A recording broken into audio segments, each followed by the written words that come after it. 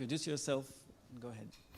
Hi, I'm Knabenhans from EPFL, and I want to talk about the Fiat-Shamir security of succinct arguments from functional commitments. And this is joint work with Alessandro Chiesa, Ziguan, and Zihan Yu, also at EPFL. So our object of study are interactive arguments. So there's a prover and the verifier. They interact, and the verifier either accepts or rejects. And specifically, we care about succinct interactive arguments. And our goal is that the communication between the prover and the verifier is succinct, much less than the witness size. Interactive arguments have many applications. We mainly care about succinct interactive arguments as a stepping stone towards non-interactive arguments by compiling them using the Fiat-Shamir transformation in the random oracle model. That's what we care about.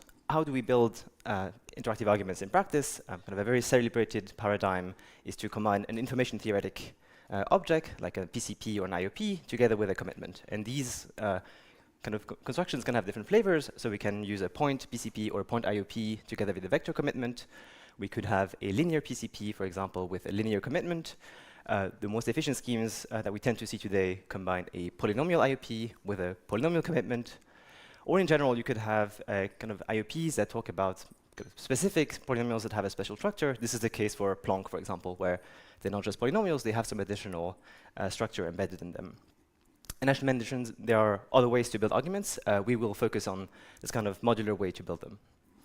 And you can see there's a lot of shared structure between all of these, and it would be nice to have maybe one analysis that abstracts away special cases and has like a more kind of broad view of what's going on, independently of which specific flavor of IOP and commitment you're using. So this is exactly what we do. We look at functional IOPs and functional commitments, and we try and compile them into interactive arguments. And here, the proof string is just some string over some alphabet sigma. We have a query class Q. These are just functions that take the string and map this to a domain D. And the commitment and the IOP need to kind of argue and reason about evaluations of these queries. So, given that we now have these arguments, what kind of properties do we want them to achieve? So for interactive arguments, the canonical property that we care about is soundness. Here I show the adaptive version of soundness. Since we want to compile these arguments into non-interactive arguments in the ROM, we care about state restoration soundness. In particular here, the malicious argument prover is allowed to interact with a state restoration game, and this kind of models Fiat-Shamir security in the random oracle model. And you can think of this as the prover having some additional kind of query access to the random oracle that it wouldn't have otherwise. And then it outputs a transcript, and we want to bound the probability that this transcript made the verifier accept, even though the instance is not in the language. So this is the property that we'll care about. I will talk about soundness in this talk for simplicity, but all the results that we have also carry over to knowledge soundness as well. So that's the goal. How do we get there? Typically, we argue by reduction. So we take as input a malicious argument prover, and we need to kind of reduce this to, for example, an IOP IOP prover. And this is inherently difficult because remember that the communication is succinct. So we start with like a small message, and we somehow need to extract something that is much larger. Think, witness sized, for example. So in practice, we need to use other tools to be able to do this reduction. So for example, we could use idealized models, such as the random oracle model or the algebraic group model. We could use white box constructions. We will care mostly about rewinding, because we want constructions and analysis in the standard model and black box results. So for today, we'll only look at rewinding analysis. All right, so what do we know about this kind of analysis, kind of generically? We can try and plot them into a 2D matrix. At the bottom, we can plot the security of the commitment scheme that we start with, where a commitment here is kind of weak, and a commitment all the way to the right is much stronger. Specifically, we care about the difference between binding-like properties and extractability properties. There's like a gap that we can care about. And then on the y-axis, we care about the security of the resulting argument. Specifically, we care about the difference between soundness at the bottom and state restoration soundness or knowledge soundness at the top. And ideally, we want to be in the top left corner, right? We want to start with a weak commitment, and somehow, when compiling, still get an argument that is strong. So going through the existing analysis, so we know from CDGS and CDGSY that if we start with a sound IOP and a position binding vector commitment, we get a sound argument. We have something very similar for the linear case, where if we start with a sound LPCP, together with a function binding linear commitment, we get a sound argument, and I'll get back to what these kind of different binding flavors mean slightly later on. And then for the polynomial case, we know from Marlin and from Dark that you can start with a sound PIOP and an extractable commitment, and as a result, you get a sound argument. So one thing to note is that we don't really have generic compilers for state restriction soundness, and further, it seems that there's kind of a gap between these cases and these cases in terms of how much power they require from the underlying commitment. What we show instead is that you can actually get back to the case that you would want to be in. Namely, if you start with a state restoration functional IOP, and you combine this with a state restoration function binding functional commitment, combining those yields state restoration sound argument. So that's kind of the landscape of analysis. More concretely, well, we first define how you would compile these two. We call this the funky protocol, for lack of a better name. If you have suggestions, please come to me. And this is kind of generic in a query class and takes a functional IOP and a functional commitment. Then we show that if the FIOP is knowledge sound and the commitment scheme is function binding, the argument is knowledge sound with this very concrete security bound. So you can see we reduce to the FIOP security to the FC security, and there's an additional term that only depends on the query class. And we actually also have the same result for state restoration, since we care about non-interactive arguments in the ROM in the end. And we can show that you can reduce the state restoration security of the argument to state restoration security of the IOP, state restoration security of the functional commitment scheme, and the same kind of term. And then finally, we show an application just to kind of run you through how this applies to real-world protocols. We look at Plonk, which is kind of a PIOP, but not quite. And we show that Plonk, so a compiled interactive argument with Fiat-Shamir in the ROM, is a snark in the ROM from the strong Diffie-Hellman assumption. OK, that's the roadmap. Any questions until now? All good. OK, so we'll start with a short warm-up of the construction and the analysis for the special case of FPCPs, so one-round IOPs, and non-interactive functional commitments. So we'll need these two ingredients. I'll define them a bit more formally here. So we start with a functional PCP for some query class Q.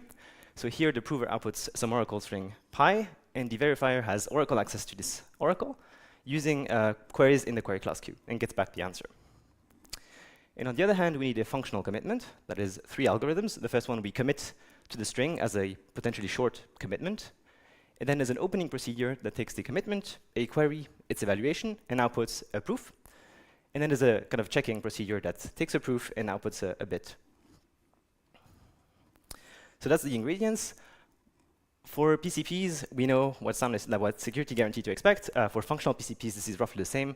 No big surprises. You care about some kind of soundness property or knowledge soundness. For the functional commitment, it's not as clear which kind of property you would require or you would achieve naturally in practice. People have looked at different properties in different settings, so we know that for vector commitments, position binding is kind of the right property to look for. That just says that it's not feasible to open a vector to 2 different evaluations at the same location. We also know that for linear commitments, function binding is also kind of the right property to look at for snarks. And function binding says that the adversary cannot output a commitment and a bunch of queries alpha. Here the queries are vectors, because we do inner product queries, such that the verifier is convinced, but somehow there is no proof string that is consistent with all these evaluations and all these queries. For polynomial commitment schemes, there's been different notions in different contexts, ranging from binding, strong correctness, interpolation binding, all the way to extractability. So it's not exactly clear which one you would target. Marlin and Dark target kind of extractability, but maybe we can get something weaker. In fact, we show that function binding is kind of the right thing to look at for compiling arguments, and it's kind of a generalization of the linear case. It just says that the verifier should not be convinced if there is no message that's consistent with all queries and evaluations that the prover outputs. And maybe for a bit of context, function binding falls between strong correctness and interpolation binding for PC schemes of interest. OK, so we know the ingredients that we have. We know their security properties. How do we compile them? The funky protocol has kind of 2 stages. So first, the argument prover will invoke the FPCP prover to get an oracle proof string. It will commit to this, send it to the argument verifier. The argument verifier will then sample some randomness. This induces a set of queries alpha in this query class. Then the argument prover evaluates those queries on the string, sends back the evaluations, and then the FPCP verifier outputs a bit. And then in the opening phase, the argument prover will compute all these opening proofs, send them over, and the argument verifier will check whether they're correct and output a bit. And then in the end, the argument prover will accept if and only if both the FC check and the FPCP verifier pass. So if you know Killian, this is very similar, except that there are kind of Fs all over the place, and we work over generalized queries, but there's nothing kind of very surprising going on here. Okay, so how do we analyze this protocol? This is our goal, kind of scoped down for the case of FPCPs and non-interactive FCs. And we will prove this using a reduction. So we have a reductor that has rewinding access to the prover. It also has access to this solver algorithms for the query class. And it will output two different adversaries. So one will reduce to the FPCP, and then we'll also reduce to the functional commitment. So more precisely, we will care about two different quantities. First, the set of all queries, Q on the left, and the set of solution. So we start with no queries and the entire solution space. And the solutions will be all strings that are kind of consistent with the current view of the protocol. And I will have to say something about how this solution space evolves. So the reductor first runs the argument prover, gets some queries. These might, for example, slash some of the solution space because they induce some additional constraints. And then we will rewind for a few times. We will get some additional queries, maybe slash the solution space further. And we do this n times until we have some query set and some solution set. And then we will invoke this solver algorithms on all these queries and evaluations. And this solver kind of interface should output a proof string that is consistent with all of those. So this is kind of something that we abstract away for now. Just assume that this exists for a query class of interest. If you need some intuition, think of this as like interpolation or just solving a linear system of equations for now. And then we can kind of analyze three different cases. So first, kind of the simple good case is in Sn, there are some solutions, and the solution state is kind of stable. So if we rewind one more time, we wouldn't have a kind of a change. We wouldn't kind of hit an empty set of solutions. So in this case, the solver would output something, and we can delegate something for the FPCP malicious prover. In the second case, there are no solutions, so we rewind and we kind of overconstrained our solution space. There is nothing to be extracted or kind of solved for. But we know that the verifier still accepts the FC verifier. So in this case, we can reduce to function binding. And then for the first case, somehow we rewind for a few times. The solution space is kind of stabilized. But if you rewind one more time, we shrink the solution space. And if your query class is well behaved, intuitively this shouldn't happen too often, especially if n is large enough. So in more detail, we care about this property here, the property that the argument prover convinces the argument verifier. We can split this into two events, where the difference is that in the first event, both the FPCP and the argument verifier accept, and the second event, the FPCP verifier rejects. So to bound the first event, we can just throw away the argument part. This is FPCP soundness. For the second part, we need like a more fine-grained security reduction lemma that splits cleanly between this function commitments case and the tail error case. Okay, so as I told before, there's two cases. So the first case is assume that we start with this configuration. We run a few times, the solution space becomes empty, but we know that all the FC verifiers checks should pass. So in this case, this is exactly the function binding property. There is no solution that is consistent with everything, but still we have proofs that convince the verifier. For the second case, assume that we start with the same configuration. We rewind a few times until n. You can think of n as being kind of large here, like a multiple of the witness of the proof size. But somehow, in the n plus first iteration, we have a new constraint or new query that induces some additional constraints that can reduce the solution space. And we will kind of define this probability to be bounded by the tail error, and then we'll, for special cases of interest, we'll derive this tail error for a specific query class. I should note here that this is really not about the functional commitment scheme or the FPCP. This is really just how well behaved is your query class. If you add new constraints, how do these constraints influence the space of solutions? Okay, so combining everything together gives us this. Maybe just for the bound in the FC case, we rewind n times. For each time, we have to invoke the argument prover, and then we also pay an additional solver time TQ at the end. And in particular, for query class of interests, for all the ones that I presented in the beginning, the tail error is upper bounded by L over N, so the size of the proof string divided by the number of rewindings. And the solver time is also polynomial in L, Q, and N. So that means that for query classes that we care about, we can actually set N to be large enough to achieve this expression here, where epsilon is some arbitrary small error that you define. So that's kind of the intuition for the simple case of FPCPs and FIOPs. I want to talk about the more complicated case very briefly about Fiat-Shamir security, so the state restoration guarantee for FIOPs and for interactive functional commitments. So this is what the full protocol would look like in the kind of multi-run case, both for the IOP and for the interactive verification case for the EFC. And you can see here that there's potentially many, many rounds, right? So there's K rounds just in the IOP part, and there's also additionally KFC rounds in the opening phase. So we could derive similar bounds for FIOP, right, where we additionally pay some factors of K, where K here is the round complexity in the FC and in the tail error terms. Generically, we know that the soundness of the non-interactive argument is bounded by the state restoration soundness of the interactive argument. And we know that generically, you can upper bound this by the soundness times m plus 1 to the k, where m here is the number of queries to the random oracle model, or moves in the state restoration game, to the power of k, where k is the round complexity. And k here might be super constant, so this is a very bad bound in general. Instead, what we show is that you can kind of a very similar analog to what we had before, but when you relate to state restoration equivalence of the underlying building blocks, so state restoration of the FIOP and state restoration of the functional commitment. Note that the epsilon q, the tail error term, is not affected by state restoration. And in particular, we haven't just shoved this m plus 1 to the k factor inside the terms at the bottom. For FIOPs of interest, we know that they have nice state restoration behavior, and we also show that for functional commitments of interest, you also have a very nice state restoration behavior. So typically, this is much better than just m plus 1 to the k.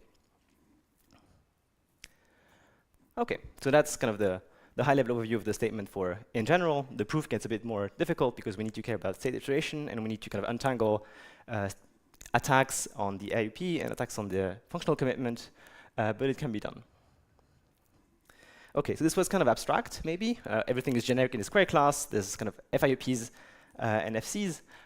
Concretely, how does it look like? So we look at Planck, and we show that there's actually a snark in the random oracle model from the SDH assumption. So to set a bit of terminology here, I'll call iPlanck the interactive argument that you get by compiling the Planck IOP with the linearized KZG scheme from the original Planck paper, and Planck being the resulting non-interactive argument in the ROM. Okay, so Planck IOP is a constant round FIOP. Link KZG is a one-round functional commitment, and the query class here are evaluations over structured polynomials. So we have some polynomials. They define some kind of other sum of product type polynomial, and we do evaluation queries on this kind of top-level polynomial. So I should note here that this is almost a PIOP, but not quite. And it's particularly annoying.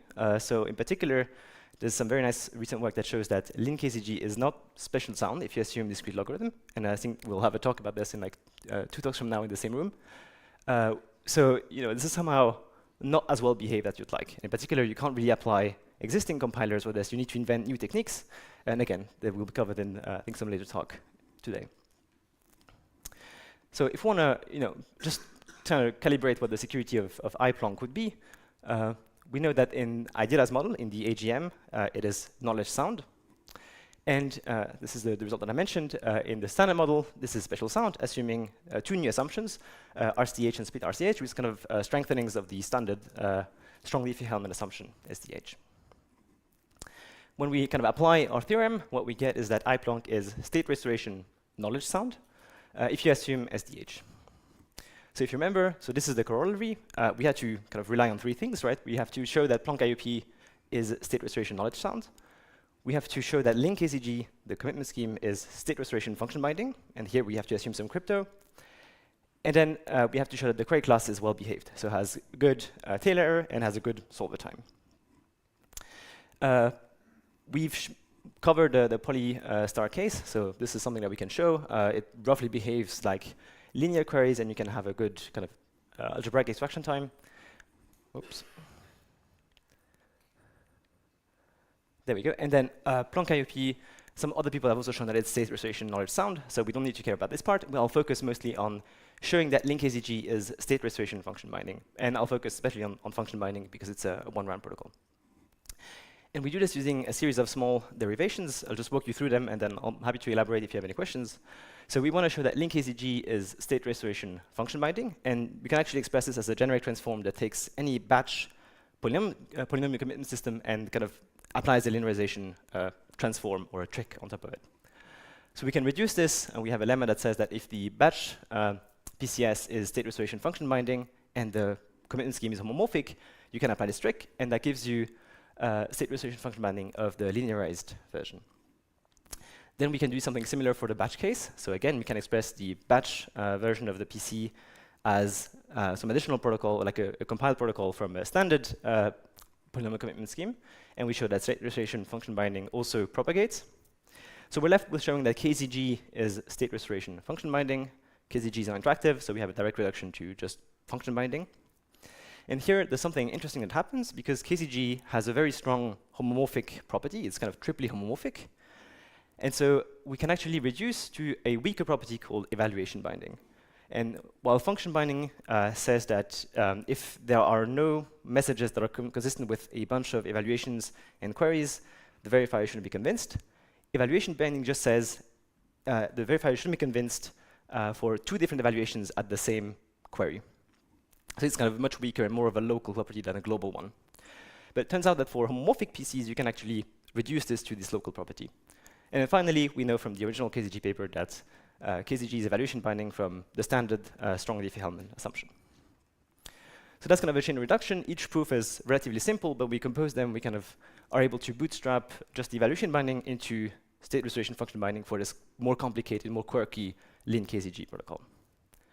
Okay, so to recap, we kind of tried an abstract away existing analysis, just kind of more general for a query class. And abstracting this allows us to have a very good theorem that relates the state restoration security, or like the Fiat-Shamir security in the ROM of the argument, to state restoration security of the IOP and of the FC, together with some term that depends on the query class, but is very nice in all of the query classes that we care about. And this has nice applications to kind of simplify existing proofs for IOPs and FCs that we care about. I'm happy to take questions.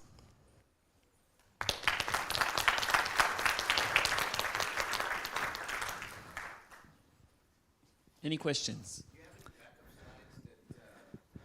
slides that connect the interpretation of the Planck IOP as an IOP? I don't think I have this, not for that case specifically, but roughly in the Planck IOP. So you could compile the Planck IOP to insert the standard PIOP less efficiently. So you have a polynomial that you want to kind of prove evaluations of. You could just use a standard PIOP. But because these polynomials that you care about in practice have some structure, typically they're like sums of products, what people do in practice and what the original Planck paper does is you try and have a specialized protocol. So they apply what's known as Maller's linearization trick, where you have like some additional challengers and you compile to a batch PC, and then you compile this into a standard PC in the end. But then, okay, so then why does your FIOP simplify that? Or is that just the same? It's captured by the FIOP interface, right? So right. Planck IOP has a query class that we can talk about efficiently within our framework. More questions? Okay. Thank you. Hey, great talk. Do you have a sense on whether this final error, this query class error, is tight, or is it like just more of an artifact of the analysis?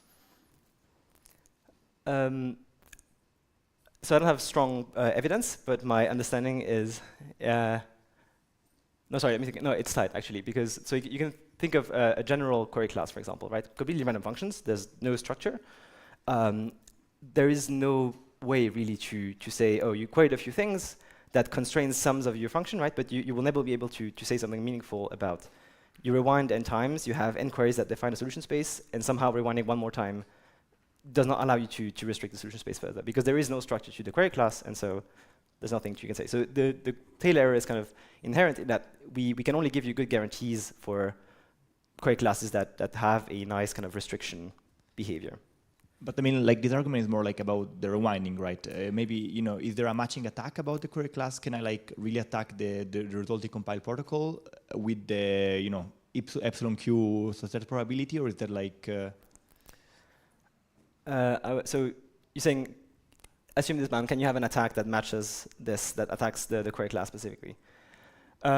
So I think for that you would need to have an FIOP that works nicely for query classes that you don't, like that are not the ones that we care about in practice. No, but even like imagine like I'm working with, I put, my function binding is just my functional commitment is just the thing that sends the whole thing over. Sure. So the error there is 0. And then I'm looking for the polynomial query class, for example. Maybe you're attacking Plonk. Can I get something which just gets epsilon q as success probability? Like, or is there a way to attack that term in particular in the error expression? Maybe we can take it offline. And I think there is, yes. I will need to work it out, but I think, yeah, you can probably match the epsilon q. Thank you.